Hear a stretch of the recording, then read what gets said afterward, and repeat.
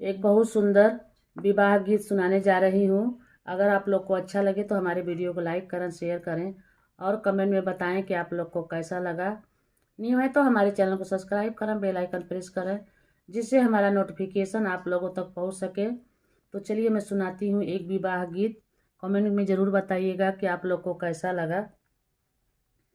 सेमे के पाती जला जल जलक, सासु जे चिन्हली दामाद।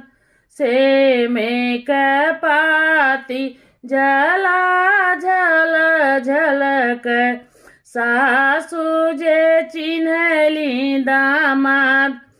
कान्हौआ ससुरु कावन जेठ भैया, कवन हौआ दुलरू दामाद। कवन हौआ ससुर कवन जेठ भैया, कवन हौआ दुलरू दामाद।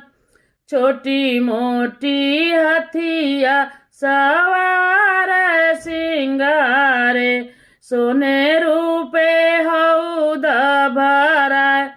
छोटी मोटी हथिया सवार सिंगार, सोने रूपे हौद भरा।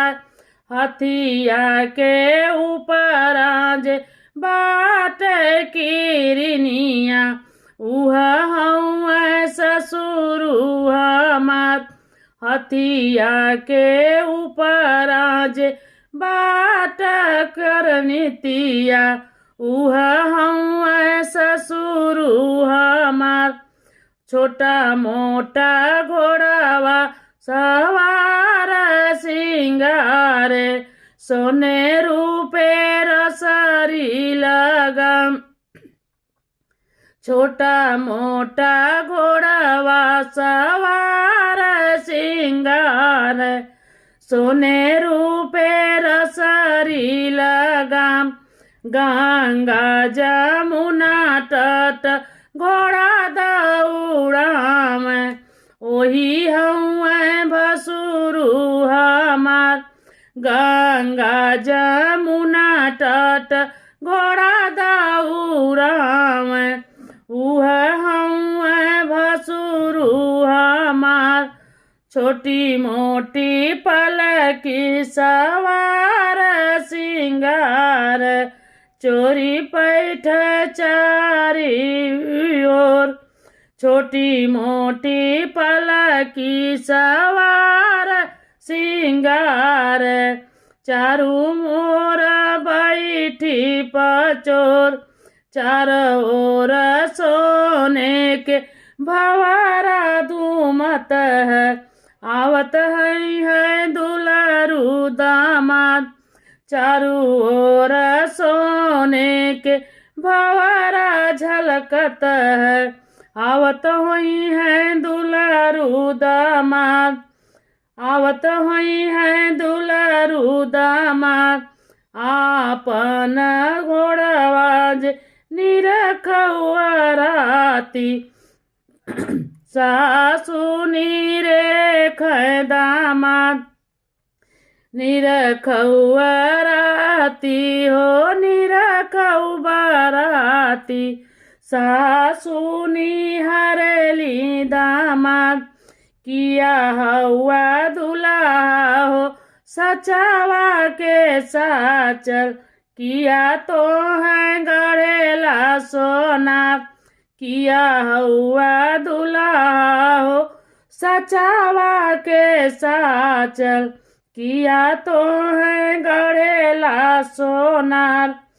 किया तू हौआ हो मलिया के जन्म, किया माला होरिया तोरे बाप।